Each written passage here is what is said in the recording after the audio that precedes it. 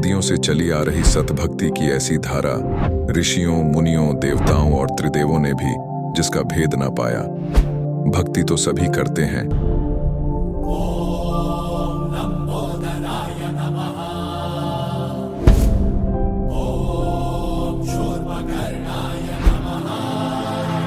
और हरदम यह सोच रहती है कि रहने के लिए आलीशान घर हो, घूमने के लिए बड़े बड़े पार्क हो, खाने पीने के लिए स्वादिष्ट भोजन हो, हम कभी बीमार ना हो, कभी दुखी ना हो और कभी भी ना मरे।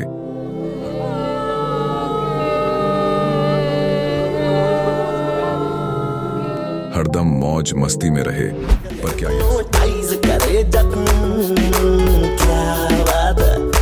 पर क्या यह संभव है? हम सब इतनी भक्ति करते हैं, व्रत करते हैं, श्राद्ध निकालते हैं, कावड़ लेकर आते हैं,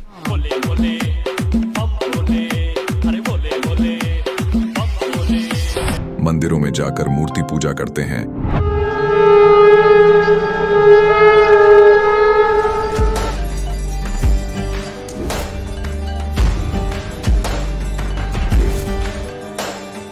भानुकोटिभास्वरं भवाब्धितारकं परं नीलकण्ठमीप्सितार्थदायकं त्रिलोचनं कालकालमम्बुजाशमक्षशूलमक्षरम्। चर्च में जाकर प्रेयर करते हैं,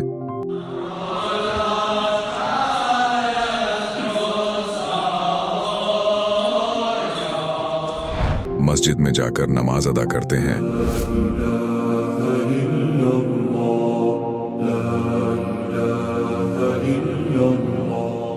अल्लाहु अकबर कबीरा, और गुरुद्वारों में जाकर माथा टेकते हैं,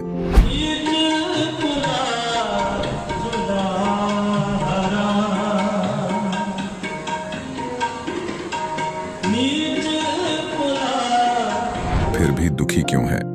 लेकिन क्या आप जानते हैं वो कौन सी भक्ति है? वो भक्ति जिसने मीरा को जहर से बचा लिया, ध्रुव और प्रहलाद की रक्षा की, अंधे को आंखें और बहरे को कान दिए, कोढ़ी को काया दी, दुखियों को सुखी जीवन दिया, मरने वाले को जीवन दान दिया और लाइलाज बीमारियों को दूर किया। जब संत रामपाल जी महाराज जी से दीक्षा ले ली थी, उसके बाद जब उनका कुछ विद इन मंथ कैंसर में राहत मिली। जैसे हम लोग परमात्मा का आदेश आया, हम लोग हॉस्पिटल गए और ऑपरेशन कराया। भगत जी 1 रुपया का भी दवाई माता जी को खाना नहीं पड़ा, और जो डॉक्टर कैंसर है बताते थे, वही डॉक्टर के मुख से हमने ये सुना भगत जी कि ये चमत्कार कैसे हो गया। तो हॉस्पिटल में दिखाया तो कैंसर घोषित कर दिया डॉक्टर ने यहाँ। तो फिर इसके इलाज के लिए घूमे, इलाज भी नहीं हुआ, तो फिर घर पे थक के बैठ गए। कैंसर के लिए जिंदल हॉस्पिटल में रहा, उसके बाद सपड़ा हॉस्पिटल में रहा, उसके बाद जयपुर को दिखाया, उसमें कोई इलाज नहीं हुआ। संत रामपाल जी महाराज जी ने चरणामृत प्रसाद दिया और आशीर्वाद दिया और भक्ति ज्ञान दिया, और उसके बाद मैं तंदुरुस्त हूँ। हर दिन में अपना सब कुछ खाता हूँ, मुझे कोई समस्या नहीं। मेरे को बीमारी ये थी सर कि ब्लड ट्यूब में मेरे को एक प्रकार का पस आ गया था और इन्फेक्शन हो गया था। उस इन्फेक्शन को डॉक्टर लोग वो कह रहे थे कि इसमें आपको ऑपरेशन करना पड़ेगा। आश्रम पहुंचने में परमात्मा का नामदान लिया और जो उन्होंने मुझे उपदेश दिया, उस उपदेश देने के बाद उन्होंने आशीर्वाद दिया। आशीर्वाद देने के बाद तत्क्षण में मेरा ये रोग वहीं के वहीं दर्द बिल्कुल ठीक हो गया। भक्ति सभी करते हैं, लेकिन उपरोक्त लाभ सिर्फ सतभक्ति से ही प्राप्त होते हैं। आज भी सतभक्ति करने वाले हजारों लाखों लोगों को शास्त्र अनुसार भक्ति का अद्भुत अनुभव प्राप्त हो रहा है। आइए जानते हैं ऐसे ही लाखों श्रद्धालुओं में से एक सतभक्ति करने वाले इस श्रद्धालु का अनुभव। नमस्कार सर। सत साहिब जी। सर क्या नाम है आपका? जी मेरा नाम राहुल शर्मा है। आप कहाँ के रहने वाले हैं? सर मैं जलंधर से आया हूँ, पंजाब से। सर क्या काम करते हैं आप? सर मैं एक स्टूडेंट हूँ और मैं परस्यू कर रहा हूँ B Tech in mechanical engineering. Sir Sant Rampal जी महाराज की शरण में आने से पहले क्या आप कोई भक्ति साधना करते थे? सर संत रामपाल जी महाराज जी की शरण में आने से पहले मैं हनुमान जी की बहुत पूजा करता था। उनका हनुमान चालीसा और बजरंग बाण ये सब मैं करा करता था, और साथ ही मैं शिव मंदिर है हमारे पहले मैं आदमपुर में रहा करता था, एयरफोर्स स्टेशन, मेरे फादर एक गवर्नमेंट एम्प्लॉई हैं, एयरफोर्स स्टेशन में काम करते, तो वहाँ पर एक शिव मंदिर हुआ करता था, तो वहाँ पर रोज़ मैं जल अर्पित करता था शिवलिंग पर। और साथ में ब्राह्मण समाज में होने के कारण हवन यज्ञ वगैरह ये सब हमारे घर पे चलते रहते थे, तो ये साधना मैं सर किया करता था। सर आपने बताया कि आपने हनुमान जी की और शिव जी की पूजा की, तो इन सब भक्ति साधनाओं से आपको क्या क्या लाभ हुए? सर इन भक्ति को करने से पहले मैं एक स्टूडेंट होने के नाते मैं इनकी एक भक्ति किया करता था। इस कारण एक स्टूडेंट क्या सोच सकते कि वो उसकी एक पढ़ाई सफल हो, उसकी नौकरी लगे, उसकी पढ़ाई सफल हो, तो मैं इस उद्देश्य से मैं उनकी पूजा किया करता था। और भक्ति मार्ग के बारे में मुझे ज़्यादा पता नहीं था, मैं बस इस कारण से उनकी पूजा किया करता था, जिसके कारण संत रामपाल जी महाराज जी के जब से सत्संग सुनना शुरू किया तो हमें पता लगा कि वो साधना जो हम कर रहे हैं उससे कोई लाभ हमें प्राप्त नहीं होगा, क्योंकि वो बिल्कुल शास्त्र विधि के विरुद्ध साधना थी। जब हमने संत रामपाल जी महाराज जी ने एक वाणी बोली थी हनुमान जी की के लिए, एक वाणी बोली थी, उसमें हनुमान जी का एक नाम आया था, क्या था वो, माई मसाणी सेठ शीतला भैरव भूत हनुमंत, परमात्मा उनसे दूर है जो इनको पूजंत। अब इसमें ये मुझे मेरी वाणी ये मुझे दिमाग में खटकी और मैंने देखा कि मैं हनुमान जी की पूजा कर रहा हूँ और उसमें क्या लिखा कि हनुमान की पूजा करने से परमात्मा हमें नहीं मिलेगा, तो परमात्मा नहीं मिला तो हमें लाभ भी नहीं कुछ होगा। सर आपने बताया कि पहले की भक्ति साधनाओं से आपको कोई लाभ नहीं हुए, तो सर फिर आप संत रामपाल जी की शरण में कैसे आए? सर संत रामपाल जी महाराज जी की शरण में आने के पीछे एक कारण था। मेरे मम्मी पापा ने पहले आदमपुर डमुंडा से एक संत थे, कबीर पंथी थे, उन्हीं से ही नाम ले रखा था। उनसे जो भक्ति साधना में थी वो कर रहे थे, तो पापा को सत्संग सुनने का बहुत शौक़ हुआ करता था, उनकी एक लगन लगती थी सत्संग सुनने में। तो उनका समय कुछ ऐसा था, वो शाम के समय आते थे और सत्संग लगा लेते थे। तो हम उनका विरोध भी करते थे, क्योंकि कई बार हमारा वो सीरियल का टाइम होता था तो हम वो सत्संग लगा लेते थे, इसके कारण हमारा तो उसमें मन नहीं बनता था, हम जितनी साधना थी वो हम किया करते थे। तो जब से वो उन्होंने संत रामपाल जी महाराज जी का जैसे ही सत्संग लगाया एक दिन, तो पहले दिन ही हम अपने सीरियल वगैरह सब भूल गए और संत रामपाल जी महाराज जी के वचनों में ऐसी शक्ति थी कि हम उनका सत्संग सुनने लगे। और उनका सत्संग सुनते सुनते हम रोज़ उनके सत्संग सुनने लगे। और जब पापा आदमपुर डमुंडा से एक संत थे, तो वहाँ से एक सतनाम ऐसे मंत्र का जाप मिला था। तो जब उन्होंने गुरुजी ने प्रमाण सहित दिखाया कि वो सतनाम जो है वो 2 अक्षर का नाम है, कोई ऐसा नाम नहीं जो सतनाम कहने से कोई लाभ नहीं मिलेगा जब तक वो 2 अक्षर का नाम नहीं मिलेगा। ऐसे नानक जी की वाणी में थी, सोई गुरु पूरा कहावे जो 2 अक्षर का भेद बतावे, एक छुड़ावे एक पढ़ावे ता प्राणी निज घर को जावे। और कबीर साहिब जी की वाणी में भी लिख रखा है, कहे कबीर अक्षर 2 भाग, वो होगा खसम तो लेगा राख। और वो संत रामपाल जी महाराज जी ने जब बाले मर्द आने वाली जन्म साखी में से बताया कि ये 2 अक्षर के नाम है, और ऐसे कई जगह से प्रमाणित करके संत रामपाल जी महाराज जी ने बताया कि असली सतनाम कौन सा है, और उस जिससे जाप करें, जिसे नानक देव जी ने जाप किया और अनेकों संतों ने, गरीबदास साहिब ने, मलूकदास साहिब ने, दादू साहिब ने, इन सब संतों ने जिसका जाप किया, जिसके कारण वो पार हुए, तो वही नाम जपने से हमारा भी मोक्ष होगा और हमें जो भी लाभ मिलेंगे वो उसी से ही मिलेंगे। तो संत रामपाल जी महाराज जी की दया से वो मंत्रों का वो सही उच्चारण, वो जो जैसे मंत्र करने उसका हमें ज्ञान हुआ। फिर पापा को पता लगा तो पापा संत रामपाल जी महाराज जी की शरण में जल्दी से गए। सर आपने संत रामपाल जी महाराज से नाम दीक्षा कब ली? सर मैंने 2014 में नाम दीक्षा ली थी, 20 अप्रैल। सर संत रामपाल जी महाराज से नाम दीक्षा लेने के बाद क्या आपको कोई लाभ प्राप्त हुए? सर मुझे संत रामपाल जी महाराज जी की शरण में आने से बहुत लाभ मिले। ऐसे खोजत एक वाणी थी, खोजत खोजत मैं फिरा कारण अपने राम, वो राम जैसे संत मिले जिन तारे सब काम। अब वो मुझे संत रामपाल जी महाराज जी सतगुरु वो मिले जिन्होंने मेरे ये काज सवारे। संत रामपाल जी महाराज जी जैसा कहते हैं कि उनकी शरण में आने से, वो कबीर परमात्मा की शरण में आने से भी लाभ मिलेगा। अन्य किसी परमात्मा से हम मांगेंगे तो हमें जितना हमने पूर्व जन्म में किया है वही हमें मिल पाएगा। संत रामपाल जी महाराज जी की शरण में आने से मेरे परिवार में भी काफ़ी सुख मिला, जिससे हमारे पहले बहुत लड़ाई कलेश हुआ करता था, पारिवारिक झगड़े हुआ करते थे, रिश्तेदारों से झगड़े हुआ करते थे। संत रामपाल जी महाराज जी की शरण में आने से वो सब ठीक हुआ। और मुझे सबसे बड़ी टेंशन एक जॉब की होती थी, क्योंकि मैं बीटेक कर रहा हूँ मैकेनिकल इंजीनियरिंग में, तो मुझे एक जॉब की होती थी तो कि मुझे जॉब मिलेगी कि नहीं मिलेगी।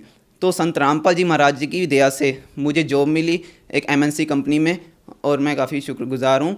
और मेरा एक एक्सीडेंट हुआ था, तो एक्सीडेंट में क्या, वो एक पठानकोट मैं अपने ट्रेनिंग पर जा रहा था, central institute hand tool Maqsooda पे, और एक्टिवा पे मैं लगभग 60-70 की स्पीड पे था, और अचानक एक टेम्पू साइड से आया और कट कर गया और मेरे हैंडल पे लगा, जिसके कारण मैं गिर गया। तो उस समय मुझे ऐसा लगा कि अब मेरी जान चली जाएगी। तो संत ऐसा लगा मेरे जैसे ज़मीन पर गिरा, तो मुझे लगा नहीं कि मैं ज़मीन पर गिरा, ऐसा लगा जैसे मैं फूलों पर गिर रहा हूँ।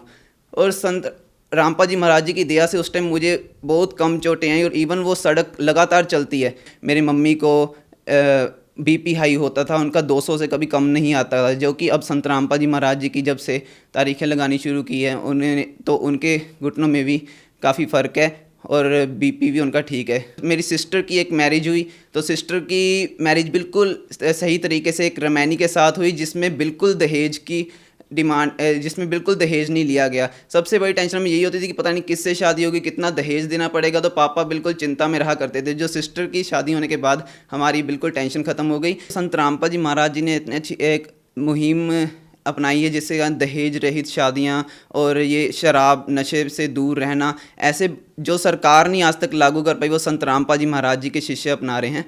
और कोई भी आज संत रामपाल जी महाराज जी का शिष्य कोई ना दहेज लेता है, ना देता है, ना कोई शराब मदिरा मांस ये सब को छूता है, ना उन्हें खाता है। अगर मैं संत रामपाल जी महाराज जी के शरण में ना होता तो शायद आज नशे में मैं भी पड़ा होता, क्योंकि मेरे पीयर सर्कल ऐसा है कि वो नशे करते हैं और कई बार मुझे भी ऑफ़र करते हैं, तो मैं उसे बिल्कुल मना करता हूँ। इवन उन्हें समझाता हूँ कि भाई ये बिल्कुल हानिकारक भी है सेहत के लिए, और भक्ति मार्ग से भी ये बिल्कुल सही नहीं है। सर, लोगों का कहना है कि भक्ति बुढ़ापे में करनी चाहिए, लेकिन आप इतनी छोटी उम्र में भक्ति पे लग गए, आपका क्या कहना है? जी, ये बात सही है, क्योंकि लोग कहते हैं कि भक्ति बुढ़ापे में करनी चाहिए। तो जैसे मैंने आपको बताया कि मेरा एक्सीडेंट हुआ था, तो अगर मैं उस एक्सीडेंट में अगर मेरी वो मौत होती, तो अगर मैं उस समय जीवित ना रहता, मैं बुढ़ापे तक क्या पता पहुंच ही ना पाता, तो मैं क्या भक्ति करता। तो ये बिल्कुल कहना गलत है कि बुढ़ापे में ही भक्ति होती है। भक्ति जो है वेदों में भी लिखा है कि वो 3 साल से शुरू हो जाती है। अगर हमें कोई फ़ायदा हो रहा है तो कोई ये नहीं देखेगा कि मैं बुढ़ापे तक जाऊंगा और मैं तब भक्ति लूँगा। जब हमें अपने फ़ायदे की चीज़ लग रही है तो ऑब्वियसली हम उसे ग्रहण करेंगे।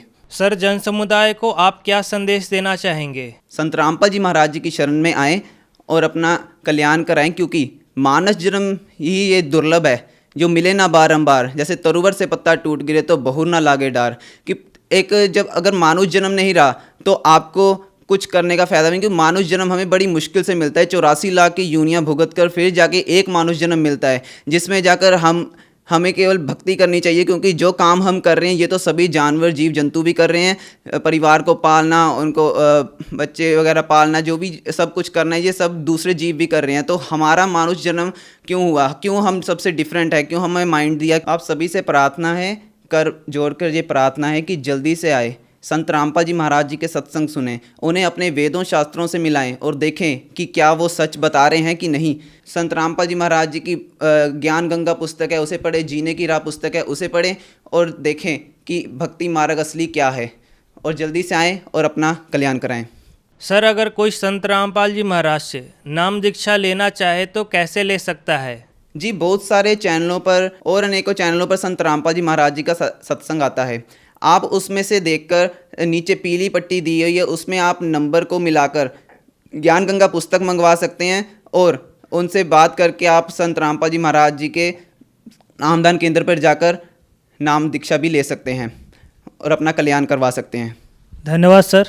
जी, थैंक यू। अब जगत गुरु तत्वदर्शी संत रामपाल जी महाराज जी के सत्संग के माध्यम से उस अद्वितीय आध्यात्मिक ज्ञान के बारे में जानते हैं, जिसके माध्यम से आप भी प्राप्त कर सकते हैं ऐसे आध्यात्मिक, मानसिक और भौतिक सुख जो अभी तक आपने सिर्फ मीराबाई, ध्रुव, प्रहलाद जैसे कुछ ही भक्तों की जीवन कथा में सुने होंगे।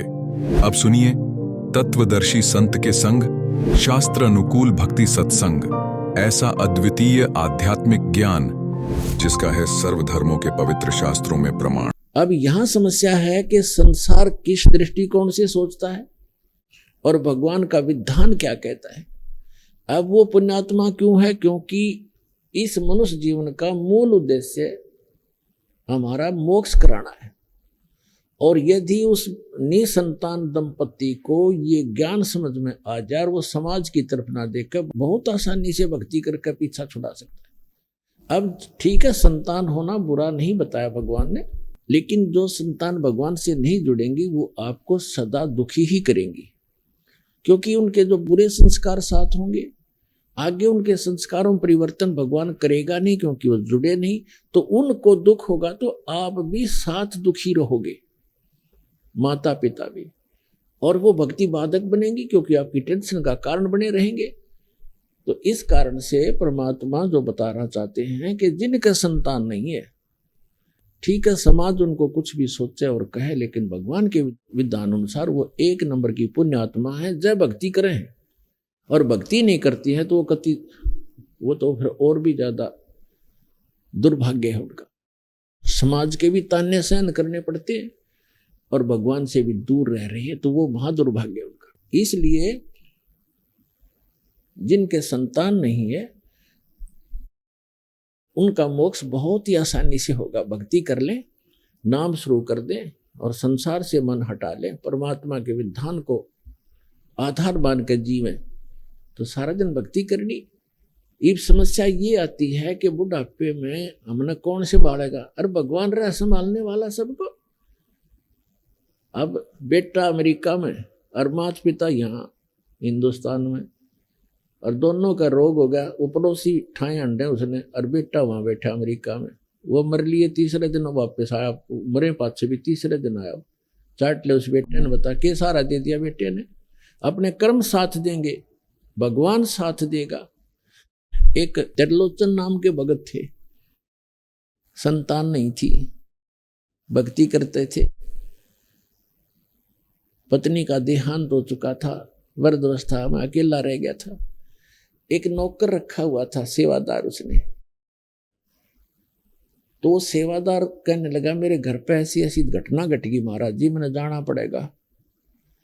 वो बोला, जा बेटा, देखी जाएगी, दुखी सुखी होकर मैं अपना थोड़ा बहुत टहलूं करूंगा अपना कार्य। वो सेवादार चला गया, पीछे तो भक्त बीमार हो गया, दस्त लग गए। अब वो सीमा से निकला होगा, तभी भगवान उस सेवक का रूप बनाकर उस भक्त के घर पे आ गया। उसने पूछा, क्या बात होगी बेटा, कैसे वापस आ गए तुम? कि महाराज जी मेरा मन नहीं माना, आप न छोड़ के जाऊं, आप तो वृद्ध हो, बीमार से हो, कुछ अस्वस्थ भी चल रहे हो, कुछ दिन के बाद चला जाऊंगा जब आप स्वस्थ हो जाओ। तो उसने कहा, धन्य है बेटा आपको, आपने ऐसी सोच रखी। अब उसकी टट्टी उठा कर वहां से बाहर डाल के आए भगवान उस सेवक के रूप में, और 1 महीना तक उनकी सेवा करी। स्वस्थ रहोगे और खूब नुहावें दुहावें, अच्छा बिठावें और परमात्मा की कथा सुने और सुनावें। अब फिर क्या हुआ, 1 महीने के बाद वो सेवक वापस आया और आके उसने पोटली रखी, जो भी लाया था रास्ते में, वहां से आया था। उसी समय भगवान वहां से निकल गए। तब उसने आकर कहा कि महाराज जी ऐसे ऐसे मेरी माँ ने ये दिया है, मेरी माँ ने ये कहा है, आपको ऐसे ऐसे कहा है, और महाराज जी मैं थोड़ा सा समय ज़्यादा लग गया, मुझे क्षमा कीजिए, मैं 15-20 दिन की कह के गया था, महीना लग गया महाराज, मुझे माफ़ करना है। अब वो महात्मा उसके मुंह तरफ देखा, भगत उसके मुख की तरफ देख रहा है। बात क्या बोल रहे हो आप क्या कह रहे हो, ये पोटली कहाँ से ले आए, ये सामान कहाँ से लाए हो, ये क्या? उसने बताया, जी मैं घर से आया हूँ अपने वहां से। अब काफी देर में समझ में आई वृद्ध का, अरे तू अपने घर से आया है? कि हाँ जी मैं तो आज आया हूँ, उस दिन का गया हुआ। उसका तो रोम रोम खड़ा हो गया, रोआ बुरी तरह। ये भगवान इस पापी नाप से मैं टट्टी तक उठवाई, उस नीच का कहाँ उद्धार होगा। तो पुण्यात्माओं परमात्मा कहते हैं, तुम अब जो तुम्हारा सच्चा साथी है, तुमेव माता च पिता, तुमेव बंधु च सखा, तुमेव विद्या च द्रविण, तुमेव सर्व मम देव देव, उसको भूल के हम इन अन्य पर आश्रय रख लेते हैं, इसलिए हम भगवान से दूर होते चले जाते हैं। तो यहाँ गरीबदास साहिब जी ने कहा है कि त्रिलोचन के भय भरतिया माने नौकरे, ऐसी भक्ति कमावे, ऐसी भक्ति करे, भगवान साथ रहेगा आपके। तो इस प्रकार अब जैसे जिन बहन भाइयों का, विशेषकर इंसान तो थोड़ा बहुत सोच समझ भी लेता है, लेकिन बहनों का दिल नहीं डटता जिनका संतान नहीं होती, क्योंकि उसको समाज नहीं जीने देता। घर जाते हैं, घर वाले कुछ दिन चुप रहते हैं तो कोई पड़ोसी आ जाएगा, आओगा कोई काम और पूछेगा न्यू बहू का कि मैं होया नहीं बालक बोलक। अब वह के कहेगी सासू अक ना कुछ ना होया, कई साल हो गए ब्याह ने, एक जातक तो चाहिए था बता, और देख लो कोई दूसरा ब्याह करवा लो। अब उस बेटी के और समस्या पैदा कर दी कि एक और ये भी ब्याह करवाएंगे, यानी उसके भूल पड़े तो कोई और आकर के रिश्तेदार आकर कहेगा। कहने का भाव ये है कि जब तक ज्ञान नहीं प्राणी को तो जीना हराम कर देते हैं। आदमी तो बाहर रहता है, कभी कभी सुनता है ये बातें, टाल जाता है, मन समझा लेता है, लेकिन उस बहन के बस की बात नहीं। अंत में वह इतनी दुखी हो जाती है। और यदि संतान तो भगवान ने देनी है, रो ले चाहे पीट ले, और नहीं भाग में है तो कति नहीं मिला चाहे 6 ब्याह करवा ले। एक संतान की भी देखे हमारे, हम लड़के को मैं तो ज्यादा देते हैं।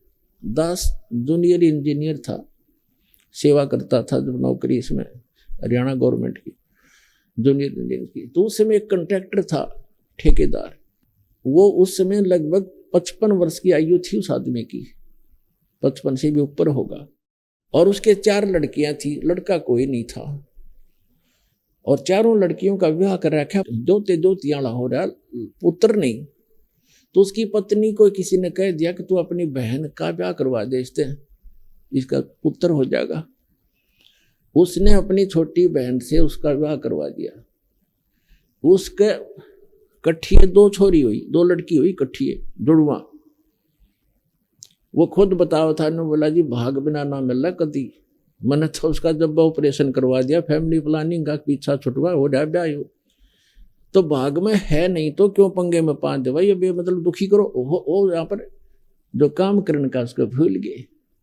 और यदि वो बहन जिसके संतान नहीं हो रही है तो वो अनंत समय में इसी तमन्ना में मर जाती है तरफ के अंदर।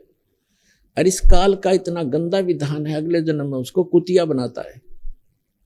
अगले तो संतान ना हुई इसलिए तड़पती हुई मरी है, अभी कट्ठिए 8 पैदा कर ले और पेटा भर ले अपना माँ बनकर। अगले जन्म में सूरी बना देगा, अगले 12 इकट्ठे पैदा कर ले टिंडे। तो पुण्यात्माओं इस ज्ञान को आधार बना कर जीवो, तब जिया जाएगा इस गंदे लोक में। तो परमात्मा का कहने का भाव ये है कि परमात्मा ने उस विद्याधर और दीपिका को संतान नहीं दी स्वयं आगे। वो हमें लादना नहीं चाहते, हमारा वजन कम करना चाहते, और हम आदत बन गई है और हम लद कर ही ठीक चलते हैं। जैसे गधा खाली छोड़ दे कूदता चलेगा, और उस पर डायमंड का बोरा धर दे कति सेट होकर चलेगा सीधा। तो हमारी आदत बन गई, हमारे ऊपर ना इतने चारों तरफ से वजन होले, हम सेट नहीं हो सकते। लेकिन जब ज्ञान हमें हो जाएगा फिर हमको लादो चाहे मत लादो, हम सीधा चलेंगे, हम हंस हो जाएंगे। और यदि आपको संतान है, आपका संस्कार है, आपका कोई कर्जा है लेना देना, जैसे एक समय ये सुखदेव ऋषि थे, परमात्मा अपने सूक्ष्म वेद में हमें ज्ञान देते हैं। सुखदेव ने 84 भुगती बना पजावे खरवो, तेरी क्या बुनियाद प्राणी तू पेंडा पंथ पकड़वो।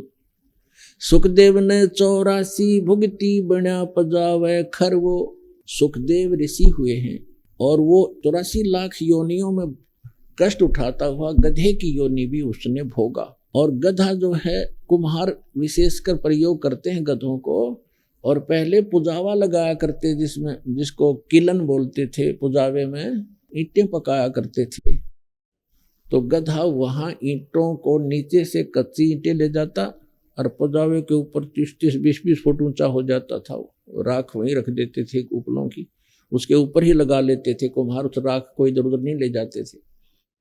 तो 30-40 फुट ऊपर ले जाता, वहां से पक्की तुरंत लाद देते, उसके बोरे पर नीचे छोड़ कर जाता, कमर टूट जाती, और फिर आहार करने के लिए जंगल में जाता है वो गधा। तो परमात्मा कहते हैं सुखदेव ने 84 भुगती बना पजावे खर, खर माने गधा, बना पजावे खरवो, और तेरी क्या बुनियाद पुरानी, तू पेंडा पंथ पकड़े वो।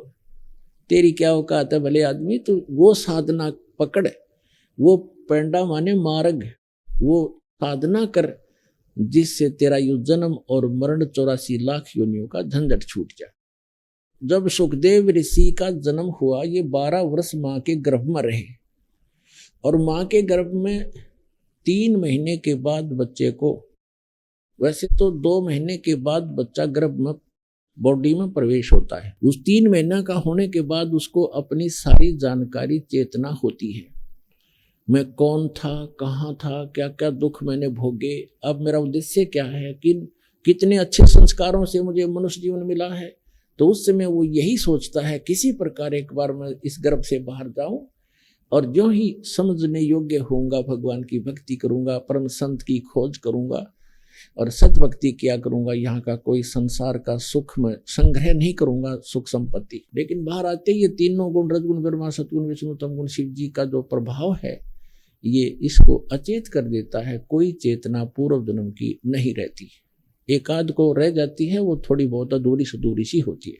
तो क्या हुआ, सुखदेव ऋषि जब माँ के गर्भ से बाहर आए, 12 वर्ष की अंदर ही हो गए थे, लेकिन माँ के गर्भ से बाहर निकलते ही वो 12 वर्ष की आयु एकदम ग्रहण कर गए। इतना शरीर बॉडी बन गया, उसको अंदर इतना नहीं था, बाहर आते ही एकदम उस सथर का हो गया।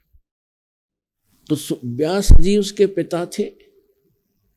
व्यास जी ने इंतजार किया था कि पुत्र होगा, क्योंकि वो ऋषि थे, उनको मालूम था कि गर्भ में पुत्र है। आशा लगा रखी थी, तो उठकर चल पड़ा। सुखदेव ऋषि अपने माता पिता की ओर देखा भी नहीं।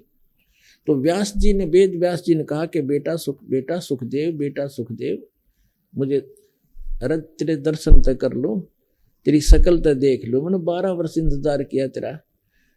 तो वो पीछे नहीं मुड़कर देखता है और चलते चलते कहता है कि ऋषि जी, ना जाने कितनी बार आप मेरे पिता बने हो और ना जाने कितनी बार मैं तेरा पिता बना हूँ। ये तो बुरा झंझट है, अब क्या मैं अपना पीछा छुटवाऊंगा, मुश्किल से मानव शरीर प्राप्त हुआ है। तो वहाँ सुखदेव ऋषि ने कहा है, एक लेवा एक देवा दूतम, और कोई किसी का पिता नहीं पूतम। ये तो ऋण संबंध जुड़ा एक ठाठा, अंश में सब 12 बाटा। एक लेवा एक देवा दूतम, आपका कोई लेन देन उलझा हुआ एक दूसरे के साथ। तो एक लेने वाला है, एक देने वाला है। जैसे आप देखते हो, पिता सारी उम्र कमाता है, खूब मेहनत करता है, पैसे इकट्ठे करता है, पुत्र ऐसा निकम्मा पैदा हो जाता है, वो उस पैसे को खर्च करता है, शराब पीता है, काम का हाथ नहीं लगाता। पिताजी काम की कार्य के लिए कहता है तो नाराज हो जाता है, लड़ने को दौड़ता है। तो वो क्या है कि उस पिता ने कभी उस पुत्र का कोई कर्ज लेकर दिया नहीं, उसका कोई पैसा मार रखा उसने, वो लेगा, अपना पूरा करेगा। और कई ऐसे देखे हैं, जैसे लड़की का विवाह कर दिया, खूब शान शौकत में पैसे खूब दान कर दिए, करते ही हैं जैसे करते रहे हैं, और फिर 6 महीने के बाद पुत्री की मृत्यु होगी। तो वो दामाद बनकर आया था, वो पिछले जन्म का मांगा था, उसका उधार थी, वो देना पड़ा उसने। तो पुण्यात्माओं, यहाँ इस बात को आप पक्की समझ लेना, ये कोई डूम बाट के गीत नहीं है और कोई स्वार्थवश कोई कथा सुनाई नहीं जा रही है। ये परमार्थ है और यथार्थ ज्ञान है, ये गॉड गिवन स्पिरिचुअल नॉलेज है। इस पर 100% विश्वास करना। और जो भी आपका लेन देन है, कर्ज है, अब जैसे हम अपने सतर्फ से किसी का कर्ज उतारने की चेष्टा करते हैं तो वो अपने हिसाब से उतरे तो उतरे, ना भी उतरे।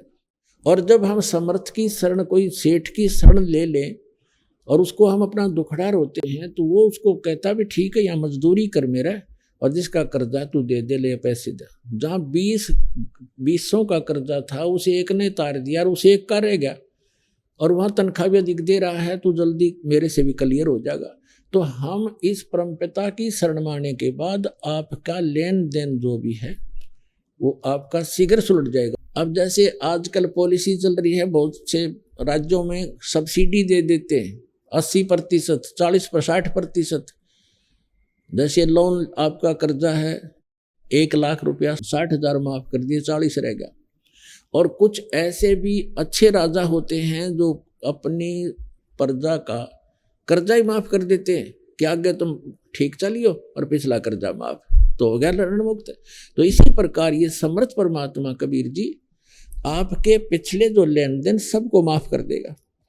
और आपके जो पुत्र पुत्री आए हैं, पिता बनकर आए हैं, पत्नी बनकर आए हैं, बेटा बेटी बनकर आए हैं, उनके संस्कारों के जो कर्जे हैं वो मालिक माफ करके कैंसिल कर देगा और उनको भी धनी करेगा भक्ति का, उनका भी पूरा अकाउंट कर देगा और आपको बहुत आसानी से सुलझा देगा। तो यहाँ परमात्मा कहते हैं एक लेवा एक देवा दूतम और कोई किसी का पिता नहीं पूतम, ये ऋण संबंध जुड़ा एक ठाठा, अंत में सब 12 बाटा। तो कहने का भाव ये है कि जो प्रसंग चल रहा था उसको क्लियर करने के लिए आगे तभी हम चल सकेंगे और आपको इस मार्ग पर तभी रोक सकेंगे जब आपके सारे संशय दूर होंगे। तो इससे लगभग आपका सारा कंसेप्ट क्लियर हो गया होगा कि संतान है कोई बुरा नहीं, वो तो आपका संस्कार उलझा हुआ है, आप ना चाहोगे तो भी होगी होता है, और जिनका संस्कार नहीं है वो चाहेंगे तो भी नहीं होगी। तो हमारा चाहा ना तो होता है और ना ही हमारा किया होता है। यह भी भूल हमारे अभी तक लगी हुई थी कि मैंने मेहनत की तो कोठी बना दी। मेहनत तो मजदूर आपसे घनी करता है। जो एक सेठ है वो तो सारा दिन एक बैठा रहे दुकान पर, मजदूर सारा दिन मेहनत करता है और उसको 100 रुपये मुश्किल से मिलते हैं, 200 रुपये, और वो मनमाना 5,000 का 10,000 का रोजाना अकाउंट करता है।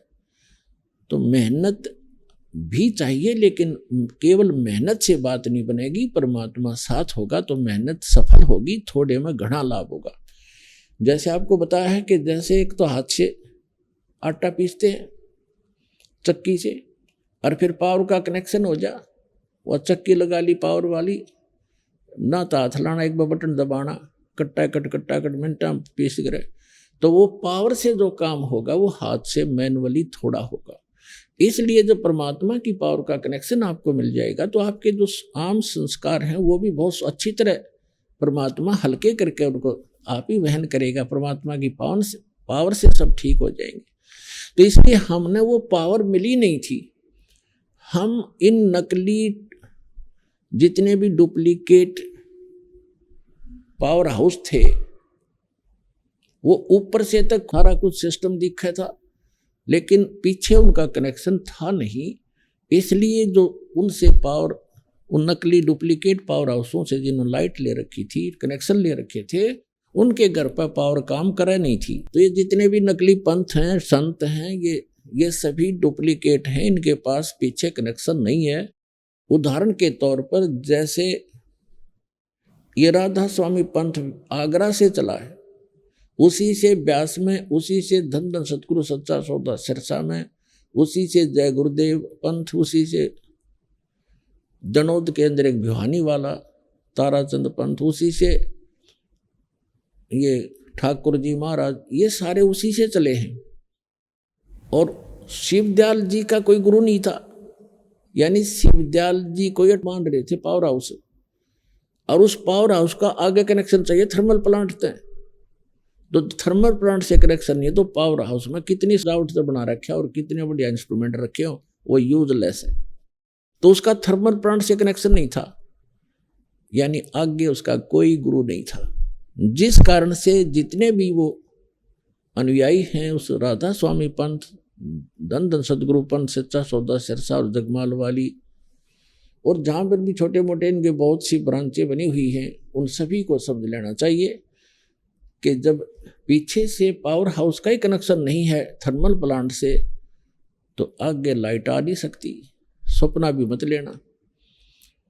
और परमात्मा स्वयं आए कबीर साहब, ये स्वयं थर्मल प्लांट होते हुए भी पावर हाउस का रोल किया और एक गुरु परंपरा बना के उन्होंने आगे चले, ताकि आने वाले समय में ये काल के दूत ये भ्रमित ना कर दें कि कबीर साहब ने कौन सा गुरु बनाया था, क्योंकि कबीर साहब को हम भगवान नहीं मान पाए थे।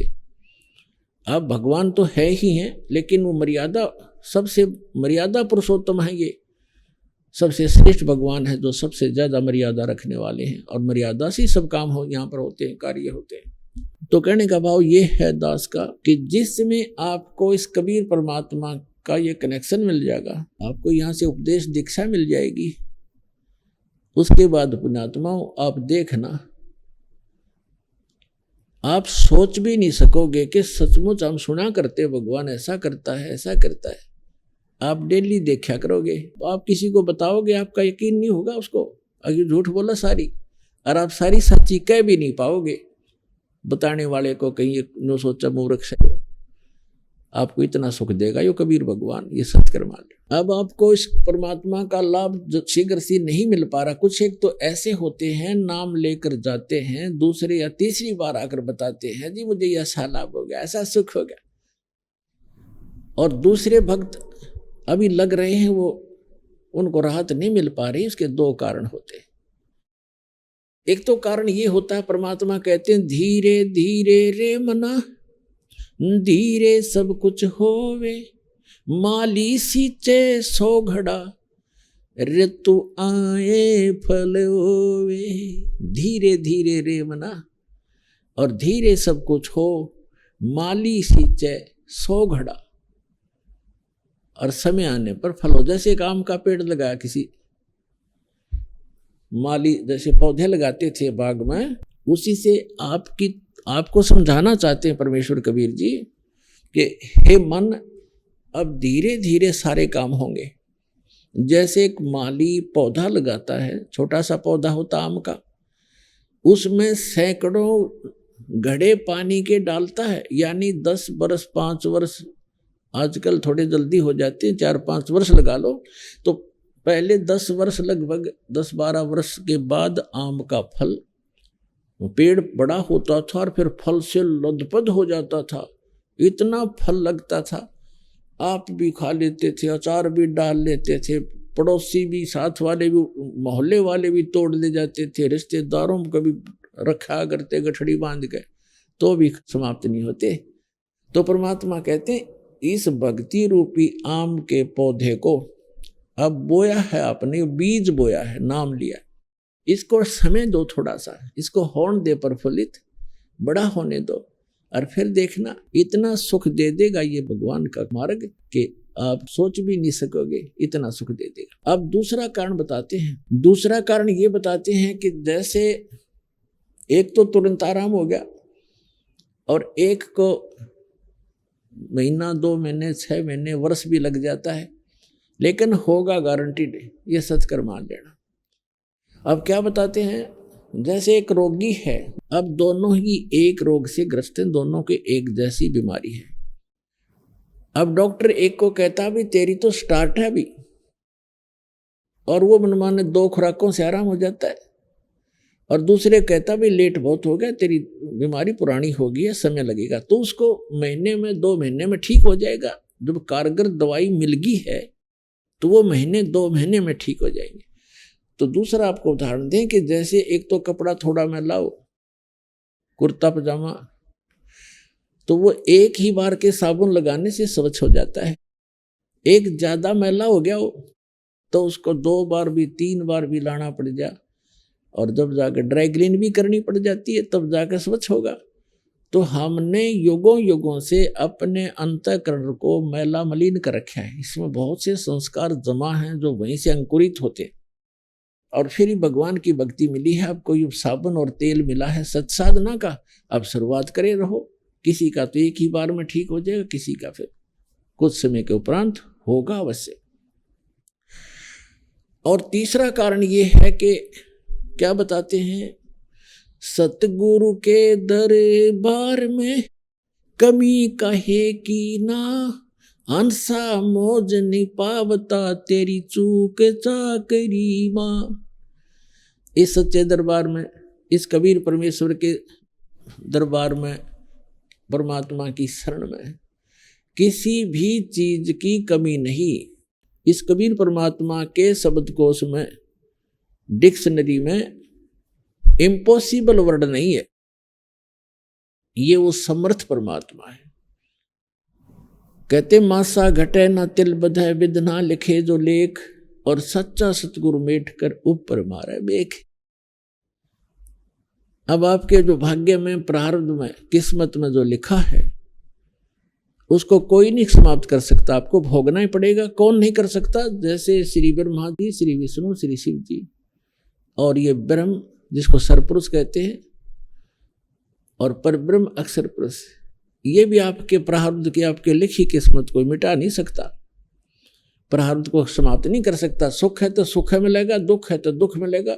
और जैसे आप पुण्य पाप कर रहे हैं वो अलग से संग्रहित होते चले जाएंगे आपके। जैसा कर्म करोगे वैसा ही मिलेगा। और परम अक्षर ब्रह्म सत्य पुरुष कबीर भगवान की शरण में जब आप आ जाओगे, आपके इस पाप कर्मों का नाश कर दिया जाएगा और शुभ शुभ शेष रह जाएंगे और आगे शुभ प्रारंभ हो जाएंगे। अब जैसे पहले किसान को ये औषधि प्राप्त नहीं थी, अब औषधि का एक खोज हो गई है, डिस्कवरी हो गई है कि ऐसी औषधि डाल दी जाती है फसल में जो घास को खत्म कर देती है, पौधा सुरक्षित रह जाता है। तो वो औषधि विद्यमान तो थी, वो गुण तो, वो मटेरियल तो सारे ही पदार्थ थे, लेकिन वो बनाने वाला नहीं था। अब वो बनाने वाला मिल गया, वो बना ली। तो इसी प्रकार परमेश्वर कबीर जी ने ये जड़ी बहुत पहले बनाकर रखी हुई थी और हमारे कबीरपंथी भी इसको नहीं समझ सके, जिस कारण से हम अभी तक वही कर्म फल ही भोगते रहे। तो अब दास को दे दी वह औषधि जो आपके पापों का नाश कर सकती है, क्योंकि दुख पाप से होता है। अब जो कष्ट आते हैं वो पाप के कारण आते हैं और पाप नाशी हो गया इस भक्ति से, फिर कष्ट कहाँ से आएंगे? जब कांटे से दुख होता है, फसल में कांटेदार झाड़ियां उग जाती थी और वो दवाई ने वो पहले ही खत्म कर दी, स्टार्ट से ही बड़ी थी, वो भी गला दी, जला दी, तो कांटे नहीं रहे, तो हानि कहाँ से होगी? दर्द नहीं होगा। इसी प्रकार पुण्यात्माओं, इस समर्थ की शरण में आने से कहते हैं कि सतगुरु के दरबार में कमी काहे की ना, और हंसा मौज नहीं पावता तेरी चूक चाकरी में। अब कहने का भाव यह है कि यदि आपको लाभ नहीं हो रहा तो आपकी कोई मर्यादा में भंग है, या आपकी श्रद्धा ठीक नहीं बनी, आपकी चाकरी में चूक है, आपकी श्रद्धा या सेवा भक्ति में कोई त्रुटि बनी है। विचार कीजिए, जैसे एक ही खंभे से, एक ही ट्रांसफार्मर से और 10, 20, 50 घरों को, परिवारों को कनेक्शन मिला हुआ है। अन्य के पंखे चल रहे हैं, मोटर चल रही हैं, कूलर चल रहे हैं, और एक का नहीं चल रहा है, तो उसका कोई कनेक्शन लूज हो लिया या कट चुका है किसी कारणों से, उसकी वेरीफाई करो क्यों, किस कारण से कनेक्शन कटा, हमारे घर ये पावर क्यों नहीं आई। और पावर भी पहुंची हुई है तो आपके कोई पंखे या कूलर में डिफेक्ट है, आपकी फिटिंग में डिफेक्ट है, उसको ठीक कराइए। तो इसी प्रकार इस परमात्मा से उपदेश दीक्षा लेने के बाद आप जी मर्यादा अवश्य निभाएं। कबीर साहब कहते हैं, जब तक हंसा हमरी आना, काल लगे ना तेरा बाणा, पग पग पर यो तक तक मारे, काल अचानक बाना। अब क्या बताते हैं कि यो काल पग पग पर अचानक दुर्घटना कर देता है, कोई हानि कर देता है, जब इसका संस्कार हानि का होता है। और जब हम परमात्मा की शरण में आ जाएंगे और मर्यादा में रहेंगे तो परमात्मा कहते हैं, जब लग हंस हमारी आना, ये पुण्यात्मा, ये हंस हमारा भक्त जब तक हमारी आन माने मर्यादा में, आन कान में, हमारी मर्यादा में रहेगा, और तब लगे न तेरा बाना। काल को कहते हैं कि हे काल, जब तक मेरा हंस मेरी मर्यादा में है तू अटैक नहीं कर पाएगा। तो हमने मर्यादा को बहुत महत्व देना पड़ेगा। अब परमात्मा क्या बताते हैं कि जैसे ये मर्यादा आपकी इतनी कंपलसरी है, जो दास आपको नियम बताता है, जैसे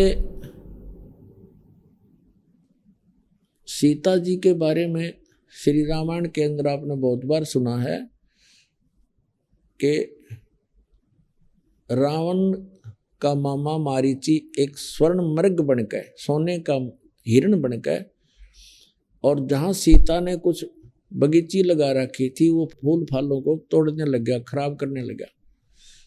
और जो ही सीता की दृष्टि पड़ी वो सोने का मृग बहुत सुंदर लगा। उसने अपने पति से कहा कि इस मृग को मेरे लिए लाओ पकड़ के, जिंदा या मुर्दा, नहीं तो मैं अनशन कर दूंगी। अब राम विवश हुए और लक्ष्मण को कहकर चल पड़े कि ये मैं लाता हूँ, इसको जहाँ तक मैं प्राप्त होगा तो मत आना, और यहाँ सीता की सुरक्षा रखना, जंगल का काम।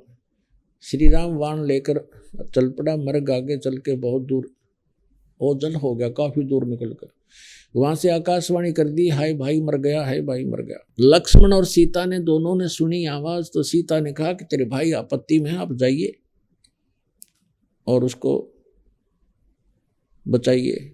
लक्ष्मण ने कहा कि ये कोई जाल है, मेरे भाई पर कोई आपत्ति नहीं हो सकती, आपको पता नहीं है उनके सामर्थ्य का।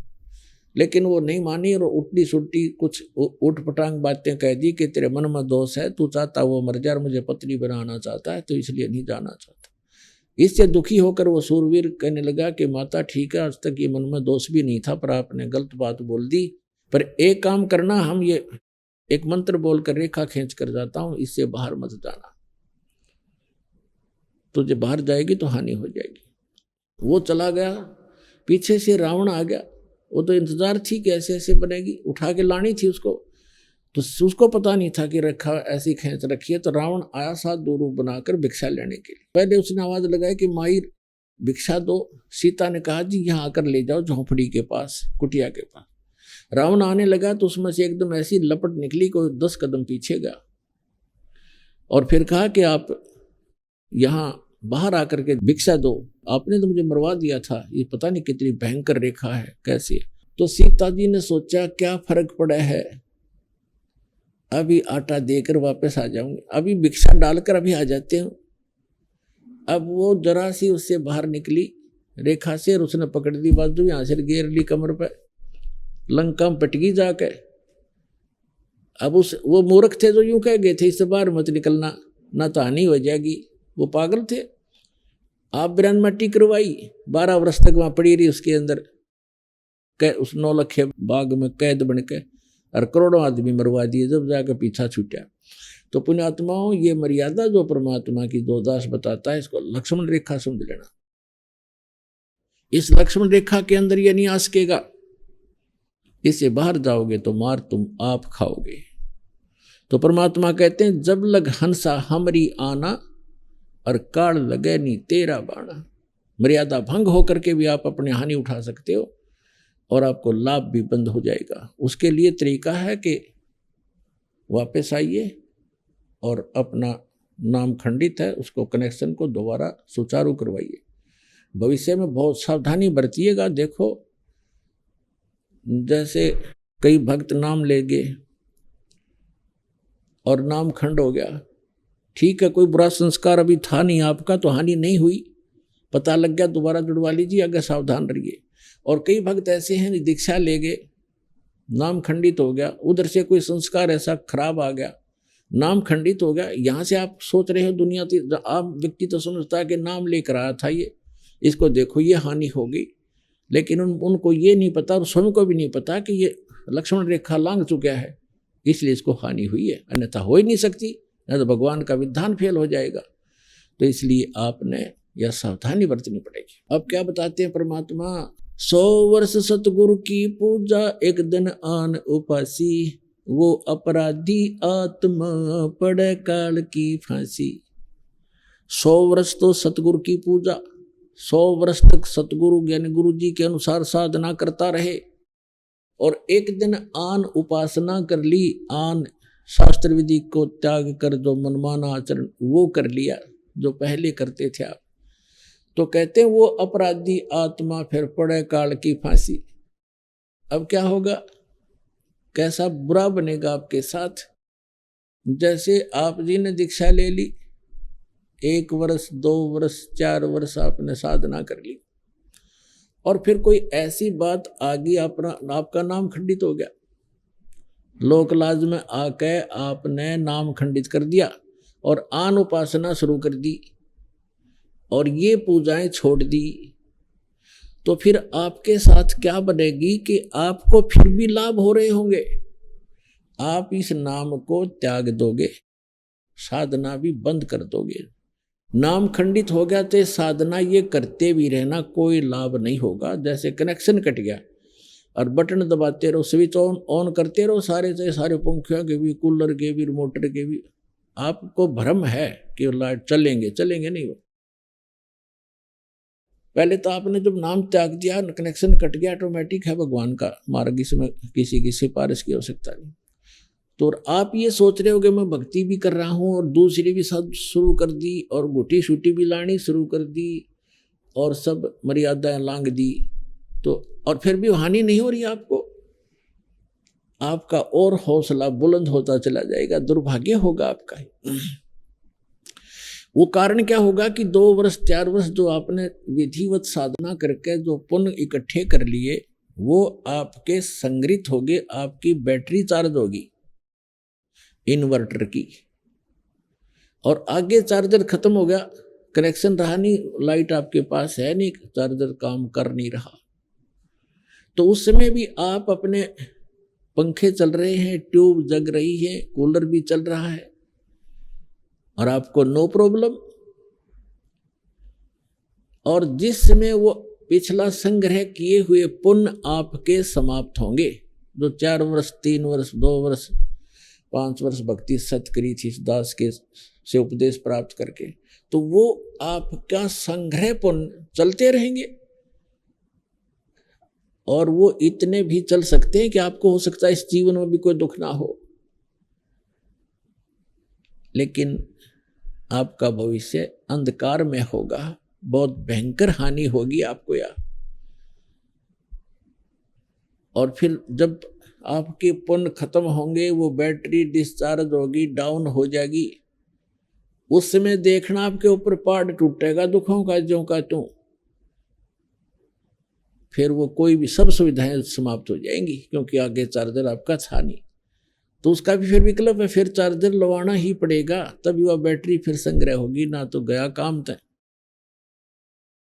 ये दास बहुत पहले से कहता रहा है, जैसे क्योंकि पहले तो ज्ञान नहीं था और शुरुआत से सन 1994 से दास दीक्षा देना प्रारंभ कर रखी है गुरुदेव के आदेशानुसार। अभी आपने सुने जगत गुरु तत्वदर्शी संत रामपाल जी महाराज के मंगलमय सत्संग प्रवचन। आइए अब सुनते हैं उन भक्तों के अनुभव जिन्होंने संत रामपाल जी महाराज के प्रमाणित ज्ञान से प्रभावित होकर नाम दीक्षा लेकर अनेकों लाभ प्राप्त किए। नमस्कार जी। सत साहिब सर। क्या नाम है जी आपका? राजेश्वरी दासी। कहाँ से हैं जी आप? बलौदा बाजार जिला छत्तीसगढ़ से। संत रामपाल जी महाराज से नाम दीक्षा आपने कब ली? 28 मई 2013 को। राजेश्वरी जी, आपने क्या क्या भक्ति साधनाएं की हैं अभी तक, कृपया हमारे दर्शकों को बताएं।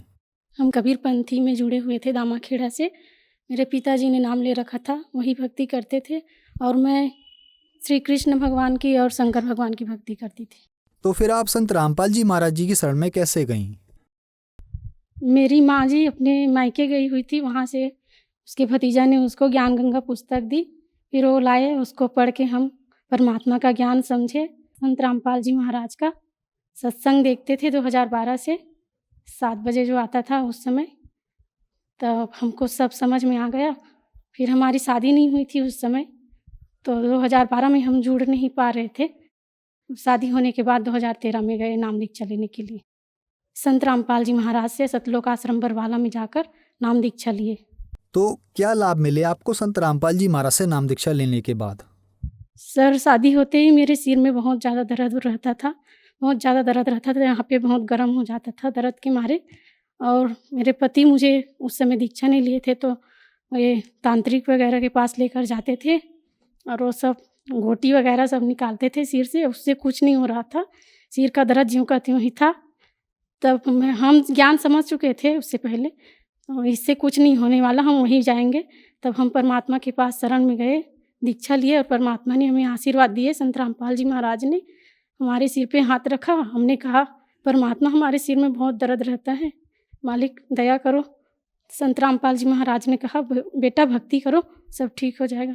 तब से लेकर आज तक हमारे सिर में कोई दर्द नहीं है सर। सिर के दर्द की वजह से हम भाटापारा जो शहर है वहाँ एक डॉक्टर के पास भी गए थे, तो उसको दिखाए तो उसने कहा ये माइग्रेन है, ये दवाई खाओगी फिर भी ऐसे रहेगा, ठीक नहीं होगा दवाई से, ऐसे बोले थे वो। ज़िंदगी भर आपका दर्द ऐसे रहेगा, ये माइग्रेन है, ऐसे रहता है, ठीक नहीं होता। तब हम परमात्मा के शरण में गए, संत रामपाल जी महाराज जी के आशीर्वाद दिया मालिक ने, तब हमारा सिर का दर्द ठीक हुआ। और सर मेरे बच्चेदानी में सूजन हो गई थी, मेरे कमर में बहुत ज़्यादा दर्द रहता था। तब हम डॉक्टर के पास गए तो उसने कहा कि आपको सोनोग्राफी करवानी पड़ेगी। तो हमने सोनोग्राफी करवाई तो उसमें कहा कि आपके बच्चेदानी में सूजन है, या तो आपको ऑपरेशन करवाना पड़ेगा या फिर आपको दवाई खाना पड़ेगा। तो हमने कुछ नहीं किया सर, घर आ गए, परमात्मा से प्रार्थना लगाई संत रामपाल जी महाराज जी से कि परमात्मा बच्चेदानी में सूजन कह रहे हैं और ऑपरेशन के लिए बोले हैं। और दूसरे दिन फिर आदेश आया कि सब ठीक हो जाएगा। तब हम फिर से 4 दिन बाद चेकअप करवाने गए ज्योति हॉस्पिटल में, तो वहाँ वो मैडम ने बोला, चेक करते करते ही बोला, किसने भगा दिया बेटा आपको, आपके बच्चेदानी में कोई प्रॉब्लम नहीं है, आप बिल्कुल ठीक हैं। ये संत रामपाल जी महाराज जी ने हमें लाभ दिया। बहुत ज़्यादा दर्द रहता था सर, मैं घर का काम भी नहीं कर पाती थी और मेरे 2 बच्चे थे, उनको संभालना मुश्किल हो गया था सर। परमात्मा ने बहुत सारे लाभ दिए मालिक ने। ये मेरी रिपोर्ट है सर। मैं इसको जब रिपोर्ट करवाई तो डॉक्टर ने बोला था कि आपको या तो ऑपरेशन करवाना पड़ेगा या फिर आपको दवाई खानी पड़ेगी। तो हमने ना ऑपरेशन करवाया ना दवाई खाई, संत रामपाल जी महाराज जी से प्रार्थना लगवाई थी। उसी के बाद से मैं बिल्कुल ठीक हूँ सर, कोई दर्द नहीं है, बिल्कुल ठीक हूँ। और एक बार मेरे कमर से लेकर पैरों तक बहुत ज़्यादा दर्द हो रहा था सर, मैं खड़ा भी नहीं हो पा रही थी, घर का कोई काम भी नहीं कर पा रही थी। फिर परमात्मा से प्रार्थना लगाई, फिर ठीक हो गया सर।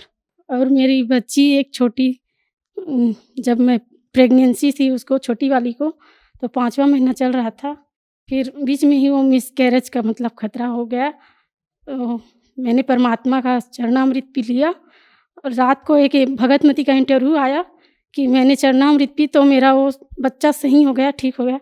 तो मैंने भी ऐसे की तो तुरंत ही वो जो आया था वो बंद हो गया मालिक की दया से, संत रामपाल जी महाराज जी की दया से।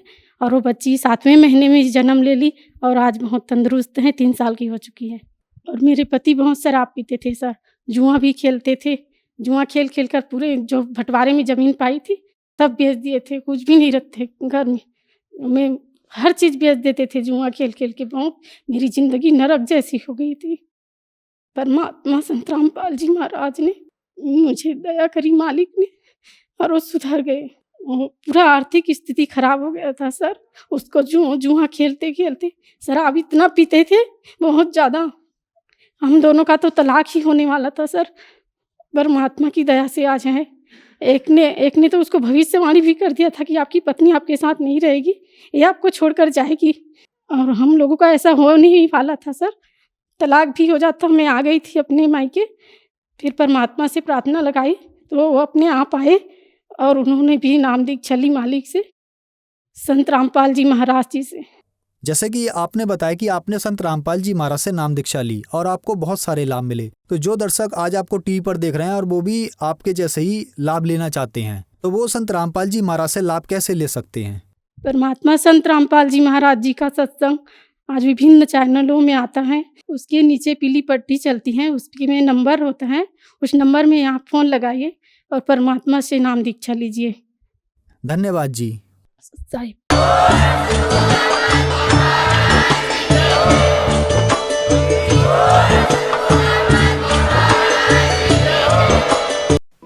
आप सुन रहे थे जगत गुरु तत्वदर्शी संत रामपाल जी महाराज के मंगल प्रवचन। अधिक जानकारी के लिए संपर्क करें।